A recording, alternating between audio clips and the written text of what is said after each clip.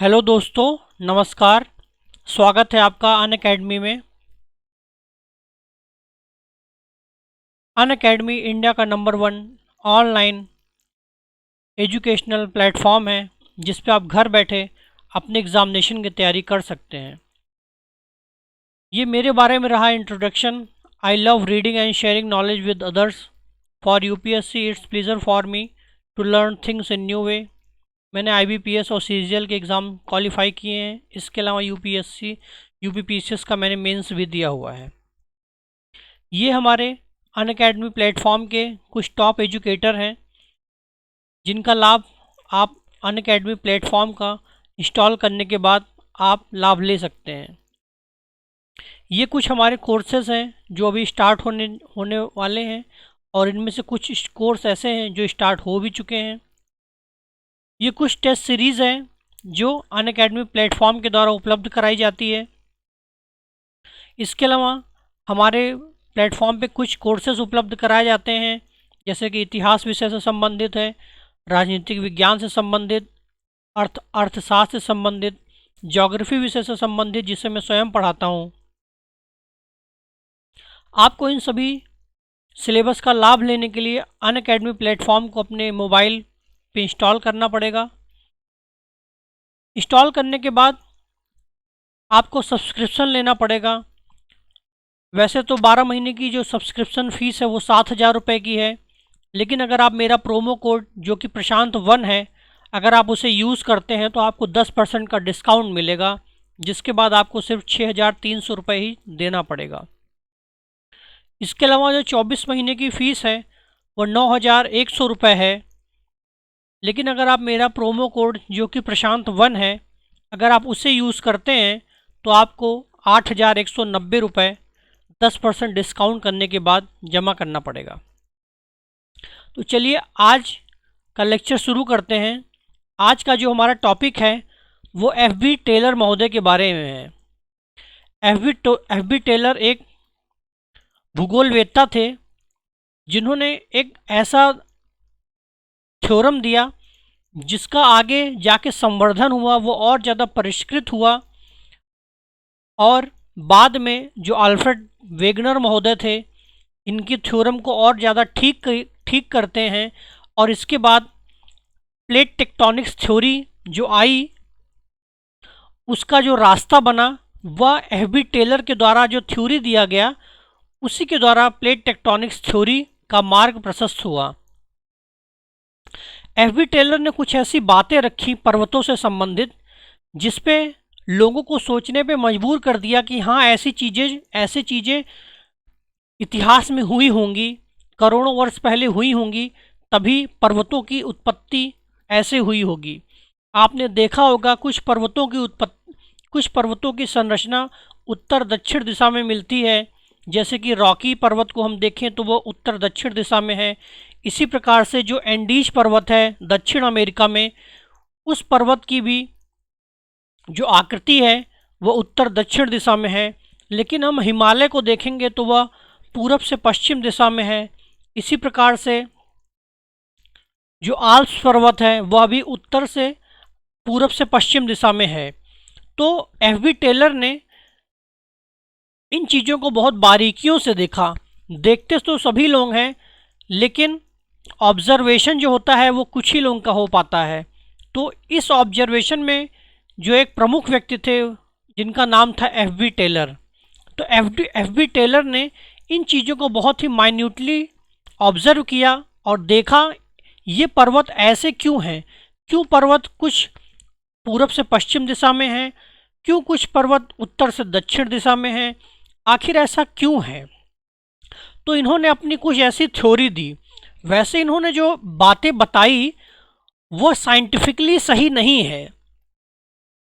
मतलब इन्होंने जो अपने पर्वतों की उत्पत्ति का सिद्धांत देने के लिए जो इन्होंने वैज्ञानिक फैक्ट रखे वह बाद में जाके फेल हो गए, कोलैप्स हो गए।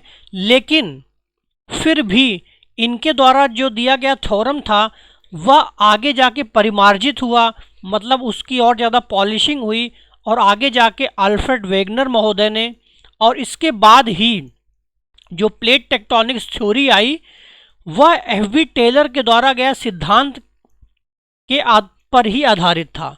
मतलब कि जो प्लेट टेक्टोनिक्स थ्योरी आई वो एफ.बी. टेलर के द्वारा जो दिया गया सिद्धांत था वह उसी पे आधारित था। तो आइए इसको और आगे बढ़ाते हैं और देखते हैं एफ.बी. टेलर महोदय ने क्या क्या कहा था। टेलर ने 1908 में सबसे पहले महाद्वीपीय सिद्धांत दिया। इनका सबसे प्रमुख उद्देश्य तृतीय युगीन पर्वतों को समझाना था, उसके पहले के पर्वतों का नहीं। इसका यहाँ कहने का मतलब यह है, तृतीय युगीन पर्वत जैसे कि हिमालय को आप देख लीजिए, आल्प्स पर्वत को देख लीजिए आप जो यूरोप में है।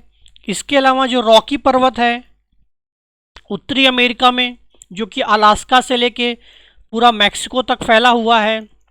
इसके अलावा दक्षिण अमेरिका में जो एंडीज पर्वत है। तो ये जो पर्वत हैं इनका निर्माण काल लगभग सेम है, एक ही समय ये पर्वत बनना लगभग शुरू हुए थे। तो इन्हीं पर्वतों की व्याख्या करना उद्देश्य था।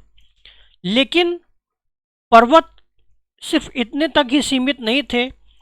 कुछ पर्वत ऐसे थे या बहुत से पर्वत ऐसे हैं जिनकी उत्पत्ति कई करोड़ों साल मतलब 50 करोड़ साल से भी पहले उत्पत्ति हो चुकी थी। जैसे कि अरावली को हम देखते हैं, कोलंबिया का हम पठार देखते हैं, ड्रैकेंसबर्ग देखते हैं, चाहे ऑस्ट्रेलिया में ग्रेट डिवाइडिंग रेंज देखते हैं, स्कैंडिनेवियन पर्वत देखते हैं, दक्कन का हम पठार देखते हैं, अब अमेरिका में अपलेशियन पर्वत देखते हैं, कनाडियन शील्ड देखते हैं और ब्राजीलियन शील्ड देखते हैं। तो इस प्रकार से ये जो पठार और पर्वत थे, इन पर्वतों और पठारों की व्याख्या करना टेलर का उद्देश्य नहीं था। टेलर का जो परिभाषित करने का उद्देश्य था बहुत ही संकीर्ण था। इन्होंने जो नए नए पर्वत थे, तृतीय युगीन पर्वत, आल्प्स, हिमालय, रॉकी और एंडीज, इन्हीं पर्वतों की व्याख्या करना उनका उद्देश्य था। अब देखिए, टेलर ने एंडीज पर्वत को देखा, जैसा कि आप मानचित्र में देख रहे हैं किस प्रकार से उत्तर से दक्षिण दिशा में फैला हुआ है। आल्प्स पर्वत जो कि यूरोप में आप देखेंगे फ्रांस से लेकर पूरा एकदम काला सागर तक किस प्रकार से फैला हुआ है। और रॉकी माउंटेन्स को आप देखिए किस प्रकार से अलास्का से लेकर न्यू मैक्सिको तक फैला हुआ है, और हिमालय भी इसी प्रकार से फैला हुआ है। तो एफ.बी. टेलर महोदय ने इन चीज़ों को देखा और ऑब्जर्व किया और कुछ ऐसी थ्योरम डेवलप की और उसको प्रतिपादित कर दिया। लेकिन जो थ्योरम इन्होंने दी, मैं आपको बता दूं, वो कहीं भी स्टैंड नहीं हुआ, लेकिन उसकी कुछ कुछ बातें सही थी, जिसको बाद में प्लेट टेक्टोनिक्स थ्योरी के माध्यम से और ज़्यादा परिमार्जित किया गया और ज़्यादा उसको शुद्ध किया गया। इन्होंने देखा, एफ.बी. टेलर महोदय ने देखा कि कुछ पर्वत उत्तर से दक्षिण दिशा में फैले हैं और कुछ पर्वत पश्चिम से पूर्व दिशा में फैले हैं। तो इन्होंने ऐसा माना, आज से लगभग 20 करोड़ साल पहले हमारी पृथ्वी दो भूखंडों में विभाजित थी। जैसा कि आप देख सकते हैं चित्र में दिखाया गया है, एक भाग था लॉरेशिया और एक था गोंडवाना। लॉरेशिया में उत्तरी अमेरिका था, पूरा यूरोप कॉन्टिनेंट था, चाइना था, रशिया था। ये तो थे लॉरेशिया के पार्ट।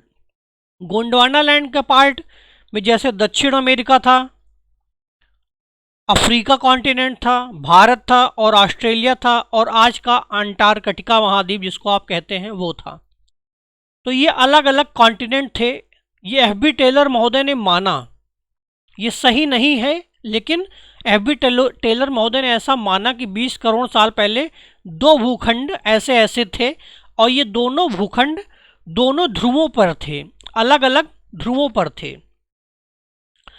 अब वो ऐसा मान क्यों रहे हैं? देखिए, उनको बनाना है पर्वत, उनको बनाना है आल्प्स पर्वत, उनको बनाना है रॉकी माउंटेन्स, उनको बनाना है हिमालय पर्वत।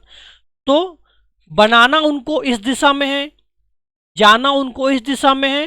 तो उन्होंने अपना रास्ता, जो प्रारंभिक रास्ता था, उन्होंने ऐसे ऐसे मानना शुरू कर दिया कि ऐसे ऐसे मान के हम इस दिशा में पहुंचेंगे।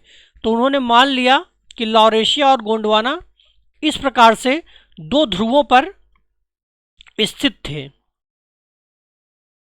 एक उत्तरी ध्रुव पर था जिसे लॉरेशिया कहा गया, दूसरा दक्षिणी ध्रुव पर था जिसे गोंडवाना लैंड कहा गया। ये दोनों खंड पोल पर थे, मतलब दोनों ध्रुवों पर थे। इसके अतिरिक्त पृथ्वी के अन्य भाग पर समुद्र था। ठीक है, उन्होंने ये माना। ये दोनों खंड हल्के पदार्थ सियाल से बने थे। सियाल मतलब सिलिका और एल्युमिनियम। और इसके नीचे का जो भारी पदार्थ था वो सीमा से बना था, मतलब सिलिका और मैग्नीशियम। सियाल का भाग सीमा पर तैर रहा था। सियाल सीमा के बारे में हम आपको यहाँ पे आया है जिक्र, तो बता देते हैं। सियाल भूपर्वती का वह हिस्सा होता है जहाँ पे आप चलते हैं फिरते हैं, उससे लेकर 30 किलोमीटर तक का जो क्षेत्र होता है उसको सियाल बोलते हैं। और उसके नीचे से लेकर 2900 किलोमीटर तक का जो पृथ्वी का भूगर्भ का क्षेत्र है उसको सीमा बोला जाता है। और 29 से लेकर 6371 तक का जो किलोमीटर का जो क्षेत्र है उसको नीफे बोला जाता है। मतलब कि उसमें नीफे का मतलब होता है निकिल और Fe का मतलब होता है फेरस, मतलब लोहा। तो जिस भाग में जिस तत्व की अधिकता थी उसी अनुसार उसको बांट दिया गया। तो सियाल में सिलिका और एल्युमिनियम ज़्यादा था, सीमा में एल्युमिनियम तथा मैग्नीशियम ज़्यादा था, और नीफे में निकिल और फेरस ज़्यादा था। तो टेलर महोदय ने ये बोला कि लॉरेशिया और गोंडवाना तो थे ही, लेकिन ये दोनों खंड जो हैं सियाल से बने थे, मतलब सिलिका और एल्युमिनियम हल्के पदार्थ से बने थे। और इनके जो नीचे का पदार्थ था वो सीमा से बना था। और सीमा जो था वो तरल थोड़ा पदार्थ था, तरल पदार्थ था। और ये जो तरल पदार्थ पे ही जो सियाल था वो तैर रहा था। ठीक है, ये इन्होंने मान लिया। अब टेलर ने यह भी माना पृथ्वी उस समय जब शुरू में 20 करोड़ साल पहले लगभग बहुत तेजी से घूम रही थी, बहुत तेजी से घूम रही थी। तो जब कोई वस्तु बहुत तेजी से घूमती है तो आपको पता होगा उस पर सेंट्रीफ्यूगल फोर्स लगता है बाहर की ओर, केंद्र अपसारी बल बोलते हैं उस जिसको। जब कोई वस्तु बहुत तेजी से घूमती है, कोई गोल वस्तु बहुत तेजी से घूमती है, तो उस पर सेंट्रीफ्यूगल फोर्स, जिसको हिंदी में केंद्र अपसारी बल बोलते हैं, वह लगता है। अब जब पृथ्वी बहुत तेजी से घूम रही थी तो इसका परिणाम यह हुआ कि पृथ्वी के मध्य भाग का टुकड़ा टूटकर अलग हो गया। ये मैं नहीं कह रहा हूं, ये एफ बी टेलर महोदय बोल रहे हैं, ये उनका कथन है। तो जब केंद्र अपसारी बल बहुत तेजी से लग रहा था तो पृथ्वी का एक टुकड़ा टूटकर अलग हो गया, और यही टूटा हुआ भाग बाद में चंद्रमा बन गया। और चंद्रमा जो है टूटकर जब पृथ्वी से अलग हुआ तो पृथ्वी का चक्कर लगाने लगा। अब पृथ्वी का चक्कर तो चंद्रमा लगा रहा था, लेकिन चंद्रमा जो है पृथ्वी पर एक बल भी लगाता है जिसको टाइडल फोर्स बोलते हैं। पृथ्वी चंद्रमा पर गुरुत्वाकर्षण बल भी लगाता है, चंद्रमा पृथ्वी पर टाइडल फोर्स भी लगाता है। क्योंकि चंद्रमा पृथ्वी के बहुत करीब है, पहले पहले बहुत ज़्यादा करीब था, तो इस वजह से टाइडल फोर्स भी बहुत अधिक लग रहा था। तो दो चीज़ें उन्होंने मानी एफ बी टेलर महोदय ने। एक तो माना उन्होंने गोंडवाना लैंड और लॉरेशिया दो भूखंड अलग अलग थे, दोनों पोल पे थे, एक तो ये माना उन्होंने। दूसरा उन्होंने माना पृथ्वी बहुत तेज़ी से घूम रही थी, तो पृथ्वी के जो मध्य का भाग था वो अलग हो गया पृथ्वी से और टूट कर चंद्रमा बन गया। और चंद्रमा पृथ्वी के चारों ओर चक्कर लगाने लगा, और चंद्रमा जो है पृथ्वी पर बल लगाने लगा, टाइडल फोर्स लगाने लगा। ये उन्होंने माना एफ बी टेलर महोदय ने। अब जब चंद्रमा पृथ्वी से टूटकर अलग हुआ तो जो जगह बनी उसमें पानी भर जाने के कारण प्रशांत महासागर का निर्माण हुआ। ये सब एफ बी टेलर महोदय मानते जा रहे हैं बिल्कुल बिना किसी रोक टोक के। लेकिन दो बल कार्य कर रहे हैं। एक भूमध्य रेखा की ओर बल कार्य कर रहा है, एक टाइडल बल कार्य कर रहा है। टाइडल बल कार्य कर रहा है चंद्रमा के कारण। भूमध्य रेखा की ओर बल कार्य कर रहा है केंद्र अपसारी बल के कारण, केंद्र अपसारी बल मैंने आपको बताया कि पृथ्वी के की जो भूमध्य रेखा होती है, पृथ्वी का जो केंद्र होता है उस पर सबसे ज़्यादा लगता है केंद्र अपसारी बल। कि मतलब अगर कोई कॉन्टिनेंट अगर ध्रुवों पर रखे हैं तो केंद्र अगर पृथ्वी घूम रही है, कि कोई वस्तु अगर पृथ्वी लगातार घूम रही है, कोई वस्तु उसके ध्रुवों पर रखी है, तो केंद्र अपसारी बल के कारण वह भूमध्य रेखा की ओर आएगी। और वो उन्होंने मान के भी रखा है कि लॉरेशिया और जो गोंडवाना है वो ध्रुवों पर स्थित हैं, तो उनको बनाना है पर्वत, तो वो सब मान के चल रहे हैं। अब चंद्रमा के बन जाने से पृथ्वी और हल्की हो गई, ठीक है, ज्यादा तेज गति से चक्कर लगाने लगी और केंद्र अपसारी बल और मजबूत हो गया।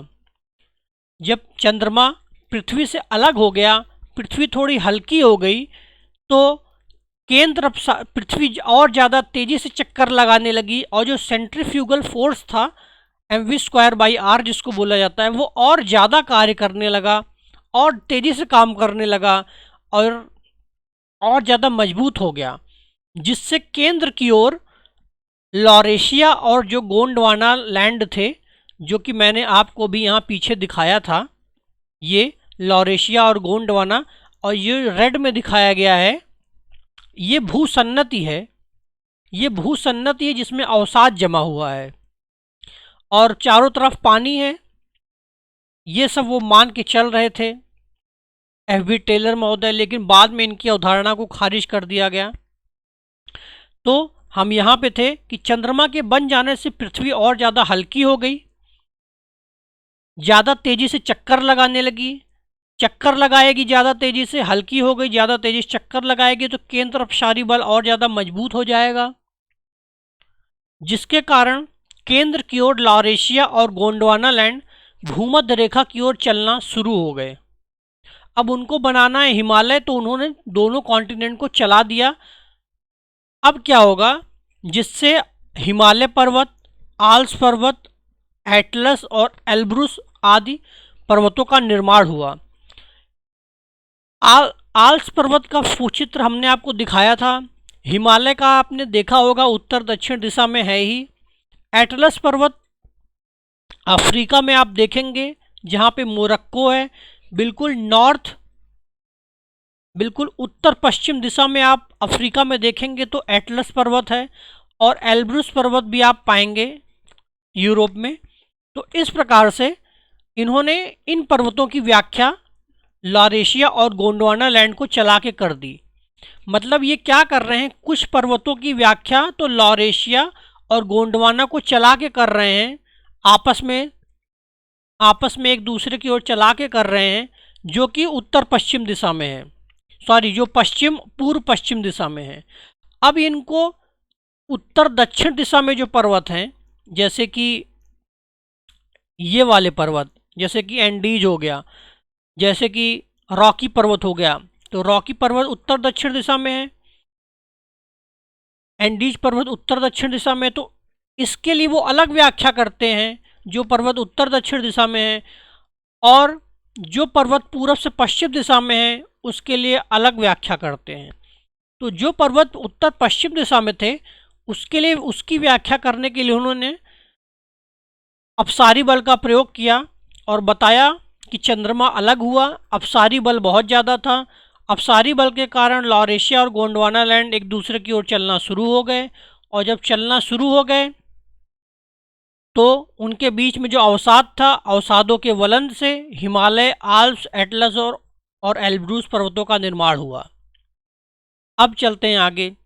उत्तर से जब लॉरेशिया भूमध्य रेखा की ओर बढ़ा, फैलने लगा, तो उसमें दरारें बन गई।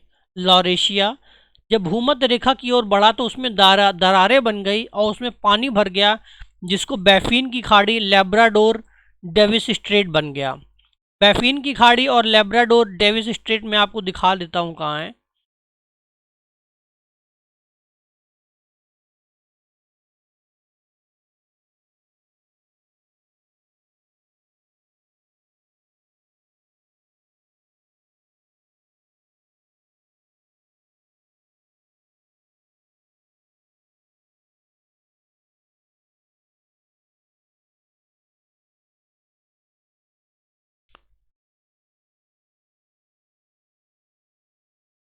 ये देखिए, आप जो देख रहे हैं ये बैफीन का यहाँ पे आप देख लीजिए, यहाँ पे है बैफीन का।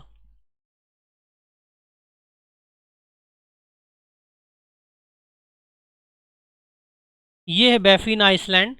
तो दरारें बन जाने के कारण बैफीन आइसलैंड का निर्माण हुआ, लैब्राडोर का निर्माण हुआ। लैब्राडोर भी आप यहीं यहीं पे देख सकते हैं। तो इस तरह से उन्होंने बताया कि जब लॉरेशिया भूमध्य सागर की ओर चलना शुरू हुआ तो बैफिन की खाड़ी, लैब्राडोर और डेविस स्ट्रेट बन गए। और इसी प्रकार से गोंडवाना लैंड जब चला तो अंटार्कटिका में रॉस सी का निर्माण हुआ, दरार के कारण रॉस सी का निर्माण हुआ। अब तो उन्होंने इन चीज़ों की व्याख्या कर दी जो पूरब से पश्चिम पर्वत थे। अब इनको बनाना था रॉकीज और एंडीज पर्वतों की भी व्याख्या करनी थी। तो अब ये लेंगे सहारा चंद्रमा का। अब क्योंकि चंद्रमा बल लगा रहा है पृथ्वी पे, टाइडल फोर्स लगा रहा है, और चंद्रमा भी उसी दिशा में गति कर रहा है जिस दिशा में पृथ्वी गति कर रही है। लेकिन चंद्रमा जो है पृथ्वी का चक्कर 29 दिन में लगाता है। चूंकि चंद्रमा पृथ्वी का चक्कर 29 दिन में लगाता है, अतः इसका प्रभाव महाद्वीपों पर होता है। ठीक है, जैसे कि पृथ्वी क्या है 24 घंटे में अपना एक चक्कर लगा लेती है, और चंद्रमा पृथ्वी का चक्कर 29 दिन में लगा ले रहा है। तो होता क्या है कि चंद्रमा पृथ्वी पर टाइडल बल लगा रहा होता है पश्चिम दिशा की तरफ। तो होता क्या है कि वो, इनका कहने का मतलब ये था कि जब चंद्रमा जो है महाद्वीपों को पश्चिम दिशा की तरफ खींच रहा है,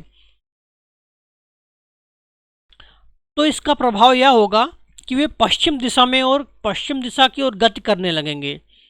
अब जब पश्चिम दिशा की ओर गति करने लगेंगे तो समुद्रों में जो अवसाद होगा उससे रॉकी और एंडीज पर्वतों का निर्माण हो जाएगा। तो टेलर महोदय ने इस प्रकार से पर्वत निर्माण की व्याख्या की।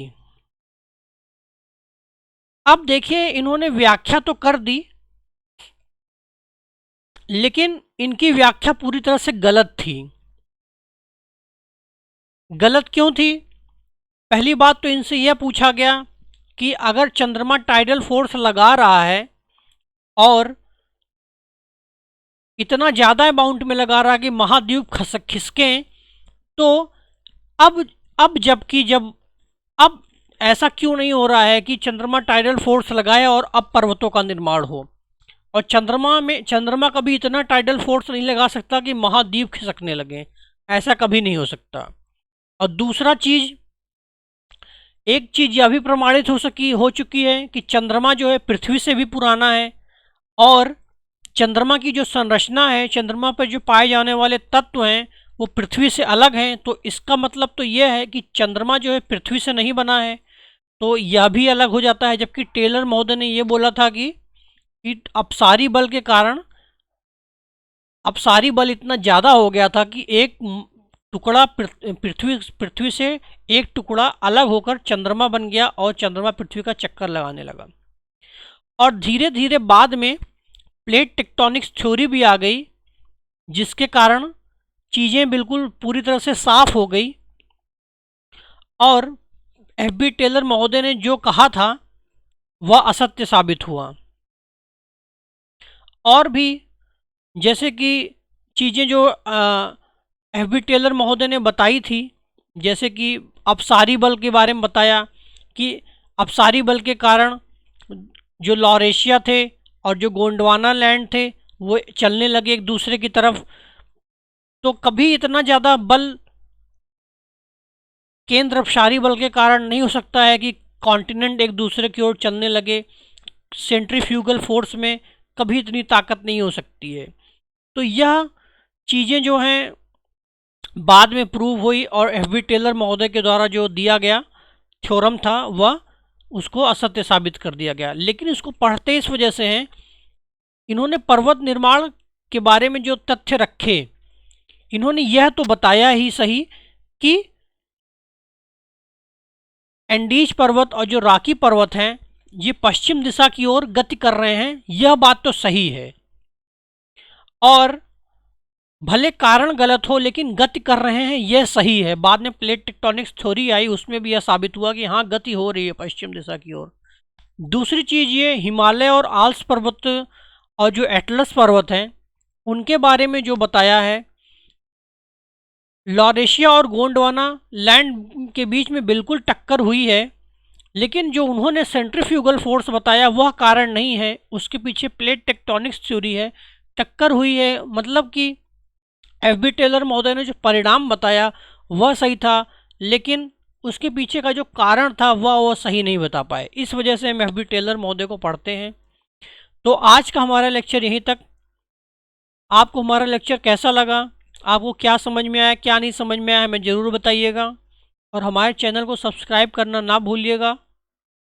मेरा प्रोमो कोड प्रशांत1 जिसको आप यूज़ करके 10% का डिस्काउंट ले सकते हैं अनअकैडमी में। आज का लेक्चर यहीं तक। Thank you very much.